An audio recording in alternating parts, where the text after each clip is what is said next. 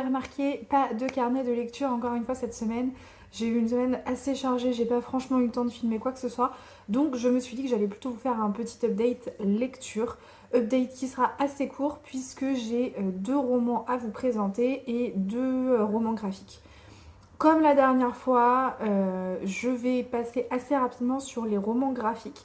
Ce que je vais faire, c'est que je vais d'abord vous présenter les 2 romans et ensuite les romans graphiques. Comme ça, ceux qui ne sont pas intéressés par les romans graphiques, vous pouvez tout à fait couper la vidéo et ne pas vous farcir toute l'intégralité de la vidéo, incluant les romans graphiques. Si ça vous va, eh bien écoutez, on commence tout de suite. Le premier roman dont je voulais vous parler dans cette update lecture, c'est La commode au tiroir de couleurs de Olivia Ruiz. Bon, comme vous pouvez le voir, mon chat vient s'incruster un peu dans la vidéo. Ah, Magaya! Bah oui, tu viens de dire un bonjour, tu viens faire un petit coucou. Et tu sais que je suis en train de filmer là? Tu le sais ça?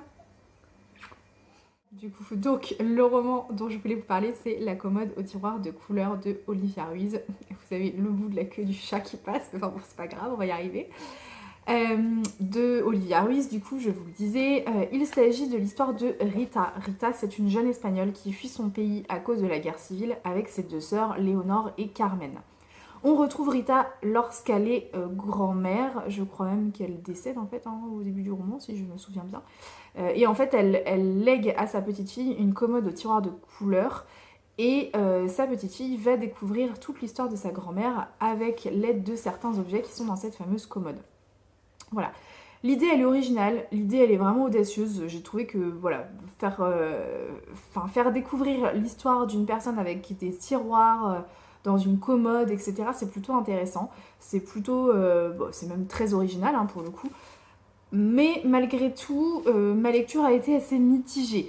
Pourquoi? Parce que j'ai... Comment vous dire, je n'ai pas trop adhéré au style de l'autrice déjà dans un premier temps. Pourquoi? Parce que c'était trop décousu à mon goût, c'était un peu trop fouillis.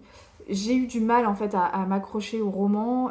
Il a fallu que je lise plusieurs fois, 2 fois le début pour bien comprendre qui était la narratrice. En fait au début je n'avais pas compris que la narratrice c'était Rita. Je pensais que c'était sa petite fille, enfin j'ai pas tout suivi au début. Donc bon, voilà, donc ça m'a pas trop plu. En plus de ça, l'idée de la commode au tiroir de couleurs, je vous disais que c'était une idée très audacieuse, mais malheureusement j'ai trouvé qu'elle n'était pas forcément bien mise en avant. Enfin, ça sert en fait de fil conducteur, ça sert de début de chapitre, mais c'est tout. En fait, on va pas plus loin, donc c'est un peu dommage. J'ai trouvé que c'était un peu dommage et je reste un peu sur ma faim par rapport à ça. Mais bon. Certains passages sont vraiment très touchants, très tristes, profondément marquants, hein. Il y a vraiment des passages, ça prend un peu aux tripes. Et par contre, il y en a d'autres, c'est très plat, il se passe pas grand chose, c'est presque inintéressant. Et du coup, c'est ça qui m'a un peu perturbée dans ce roman, c'est que j'ai trouvé que le rythme était assez inégal finalement. Il y a des fois, on a envie que l'autrice elle détaille beaucoup plus parce que bon bah voilà, on est un peu sur notre faim, encore une fois. Et il y a d'autres fois où on a envie qu'elle accélère beaucoup le rythme et qu'elle aille plus droit au but, qu'elle soit plus directe dans ses propos. Et du coup, il y a certains passages qui paraissent très longs. Donc voilà, c'est un peu une lecture en demi-teinte. Malheureusement, ça n'a pas franchement fonctionné avec moi. Malgré tout, je suis très contente de l'avoir découvert et de l'avoir lu parce que c'est un roman qui me faisait de l'œil depuis sa sortie. Donc voilà, je suis très contente.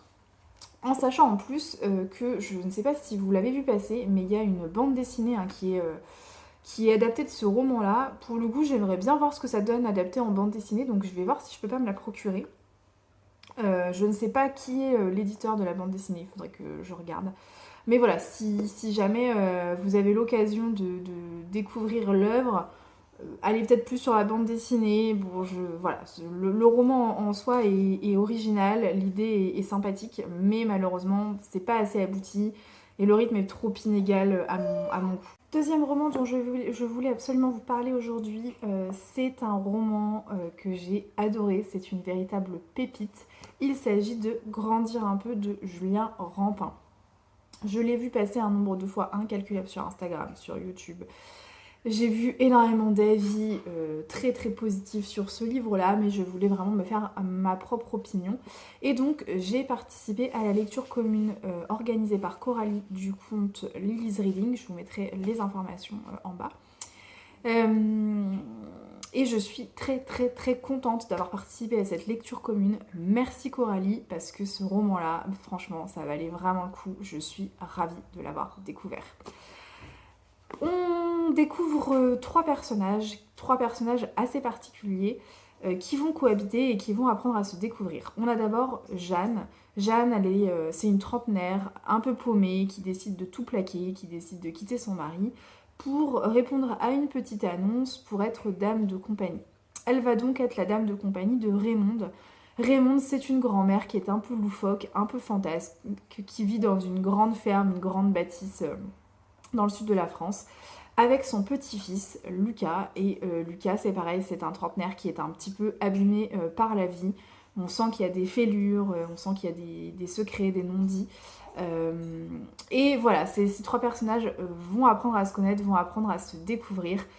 Et c'est juste génialissime. Pourquoi ? Parce que clairement, ce trio, c'est la force de ce roman. C'est incontestable. Ce sont des personnages qui sont terriblement attachants, qui sont terriblement touchants. En fait, ils viennent nous parler de la vie, de ses difficultés, mais aussi de la beauté de la vie. Et c'est juste, hyper profond, hyper touchant. Je voulais aussi souligner la plume de Julien Rampin, puisque la plume de Julien Rampin, elle est juste magistrale. Elle est vraiment belle, elle est parfois même poétique. Elle décrit... Enfin, Julien Rampin, il a les mots justes pour décrire les émotions de ses personnages, et c'est juste vraiment parfait. Enfin, c'est hyper bien dosé, c'est juste génial. Donc voilà, vous l'aurez compris, c'est vraiment... je regarde un peu mes notes au passage, mais c'est vraiment un gros coup de cœur pour moi. Ça a été un très très bon roman, et je suis juste très contente de l'avoir lu. En plus de ça, bon, je sors tous les arguments pour vous convaincre de le lire, hein, mais il fait 250 pages, donc il est vraiment court, ça se lit très très bien. Et moi, pour être honnête, je l'ai presque trouvé un petit peu trop court, parce que j'avais vraiment pas envie de quitter ce trio de personnages très attachants. Et c'est une belle ode à la vie. Passons maintenant aux romans graphiques. J'ai découvert 2 romans graphiques dont je voulais vous parler, parce que ce sont des romans graphiques que j'ai bien aimés. Le premier, c'est Ces jours qui disparaissent de Timothée Le Boucher. J'ai beaucoup aimé. Pourquoi ? Parce que c'est un roman graphique qui est assez perturbant, qui fait un petit peu froid dans le dos quand même, et qui est extrêmement bien fait. Il s'agit de l'histoire de Lubin. Lubin, c'est un artiste qui ne vit plus qu'un jour sur 2. Donc en fait, c'est assez particulier. Lorsqu'il se réveille, il ne se souvient pas de ce qui s'est passé la veille, en fait, hein, tout simplement. Et donc il saute un jour à chaque fois. Il ne comprend pas très bien, et en fait on finit par comprendre qu'un jour sur 2, Lubin est habité par une autre personnalité. C'est comme s'ils étaient 2 personnalités dans un seul corps, et donc ils se partagent ce corps. Ça fait froid, vraiment ça fait froid dans le dos. Moi, ça m'a fait presque penser à un épisode de Black Mirror. Donc voilà, c'est un peu perturbant. Je vous montre un peu les dessins, parce que pour le coup, le trait de crayon est assez fin, assez travaillé, j'ai trouvé. Hop, je vous montre ça. Je vous montre un peu, je sais pas si vous voyez bien. Et puis les couleurs utilisées sont quand même assez vives. Franchement, j'ai bien aimé.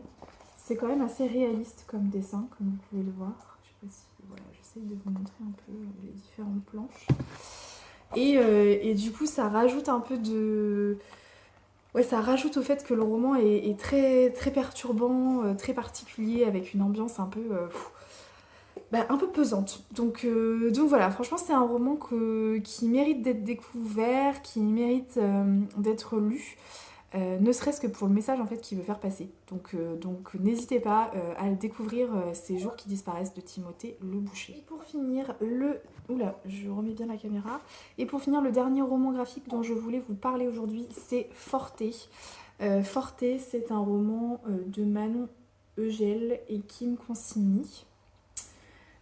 Il s'agit d'un roman graphique qui raconte une histoire artistique et musicale. C'est un roman graphique qui raconte la vie de Flavia. Flavia, c'est une jeune brésilienne qui est originaire d'une favela, la favela de Belém.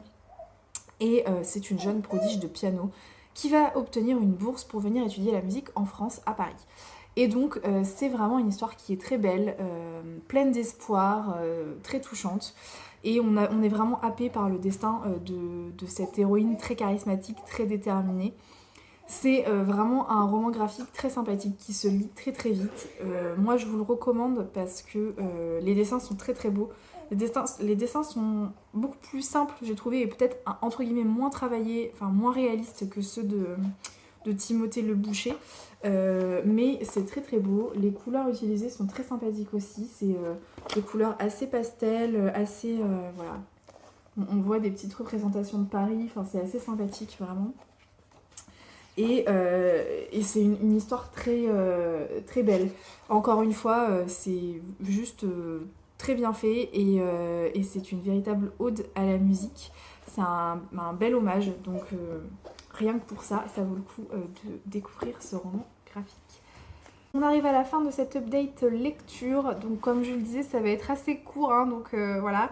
J'espère quand même que ça vous aura permis de découvrir des lectures. C'est un update lecture un peu mitigé parce que au niveau roman, il y en a un qui m'a moins plu que l'autre, mais bon, il y a quand même un beau coup de cœur, donc c'était quand même une belle semaine de lecture. N'hésitez pas à me dire si vous connaissez les romans que je vous ai présentés, s'il y en a qui vous intéressent, qui vous plaisent. Et puis sur ce, moi je vous dis à très bientôt, normalement. J'espère que je ne vous dis pas ça encore une fois dans le vent, mais normalement on se retrouve pour un carnet de lecture la semaine prochaine. Voilà, à bientôt.